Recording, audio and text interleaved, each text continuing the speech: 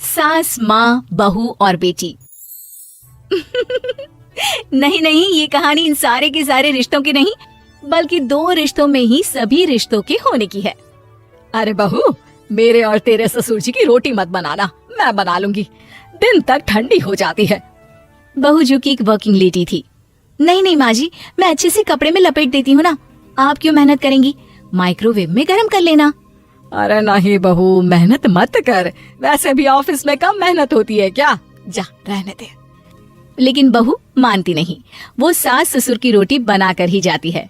दोपहर में खाने के वक्त ससुर जी कहते हैं, अरे बहू को रोटी बनाने के लिए क्यों मना कर दिया, क्या हो गया, ठंडा ही तो खाते आए हम लोग हमेशा से। अरे वो क्या है ना, सुबह ऑफिस जाती है, घर का सारा काम करने में वक्त लग जाता है, अरे थकती है वो अलग, तो मैंने सोचा बहाने से ही थोड़ा कम काम करवाऊं। ससुर मुस्कुरा रहे होते हैं। ये तो अच्छा है, बहू को समझना जरूरी है। वक्त बीत रहा था, घर में सब खुश थे कि एक दिन, माँ जी आप शाम को थोड़ा टहलने निकला करें, घर पर रह रहकर हड्डियां जाम होती है, पापा को भी ले जाया करिए, मैं वक्त पर तो आ जाती हूँ। बहू ठीक 5 बजे ऑफिस से घर आ जाती है। फिर चाय नाश्ता बनाकर सास ससुर के साथ बैठती, उन लोगों को सारा दिन का हाल बताती।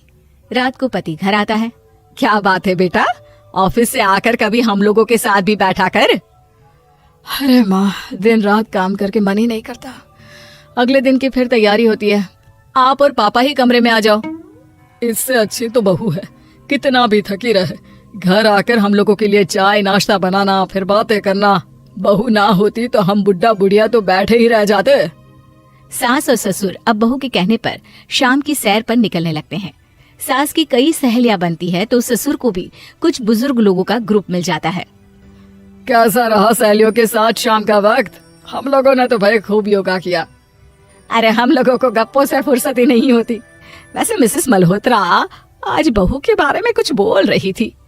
तभी वहाँ ऑफिस से बहू आ जाती है जो जींस और टॉप में होती है। क्या बात है माँ, क्या कह रही थी आपकी सहेली आपकी बहू के लिए? सास इस बार बहू को कुछ अलग तरीके से देखती है और उल्टा सवाल ही दाग देती है। क्या कह रही थी वो हटा, ये बता, तेरे ऑफिस में तो मर्द भी काम करते होंगे ना? बहू जो अब तक मजाक कर रही थी वो सीरियस हो जाती है। मर्द होंगे नहीं माँ जी, मर्द ही ज्यादा है, हम 5 ही लड़कियां हैं ऑफिस में। अरे तो अच्छा लगता है क्या ऐसे कपड़े पहनती हो? कल से तुम ना साड़ी पहनकर ऑफिस जाना, और हाँ, शाम का नाश्ता थोड़ा जल्दी बनाया करो, नाश्ता बनाकर बाद में ही ऑफिस के कपड़े चेंज करने जाना। बहू को समझ में नहीं आता कि सास को हो क्या गया है, लेकिन वो कुछ नहीं कहती, सीधे किचन में जाकर चाय नाश्ता बनाती है और सास ससुर को दे देती है। अगले रोज बहू ऑफिस के लिए तैयार होती है तो खूब सुंदर सी साड़ी पहनती है और ऑफिस के लिए निकलने से पहले सास और ससुर के पैर छूती है और निकल जाती है। क्या बात है, आज मेधा के ऑफिस में लग रहा है कोई फंक्शन है। अच्छा, पता नहीं, मुझे तो बताया नहीं, वैसे तो सारी बात करती रहती है। अरे देखा नहीं कैसे साड़ी पहनकर जा रही थी? अरे वो तो मैंने ही बोला है उसे। अरे अच्छा लगता है क्या रोज रोज ऐसे सूट या जींस में जाना?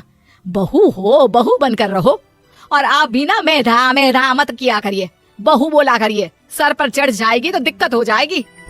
सास अब बहू को बहू जैसा रखने लगती है, हर बात पर रोका टोकी, हर बात पर ताने।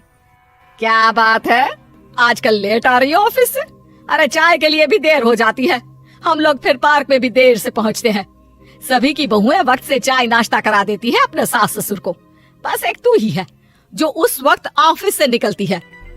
माँ जी, वो एक रास्ता पुलिस वालों ने न जाने क्यों बंद कर रखा है, जिसके कारण ट्रैफिक ज्यादा हो जाता है। मैं कोशिश करूंगी कल वक्त से पहले निकल जाऊं। ससुर देख रहे होते हैं कि बहू अब परेशान सी रहने लगी है। एक रोज, मेधा, बेटी मेधा। जी पिताजी। बेटा देख जरा कौन सी टी शर्ट अच्छी लग रही है। वो क्या है ना, शाम को सब बदल बदल कर टी शर्ट पहनते हैं, मैं भी सोच रहा हूँ कि आज कुछ अच्छा सा पहन कर जाऊं। हाँ पिताजी, ये सही है, ये लाल वाली ना बहुत जचेगी आप पर, मेरे पापा पर भी डार्क रंग बहुत जचता है। क्या चल रहा है? अरे ससुर के सामने घूंघट तो छोड़ो, ऊपर से रंग बताया जा रहा है टी शर्ट का।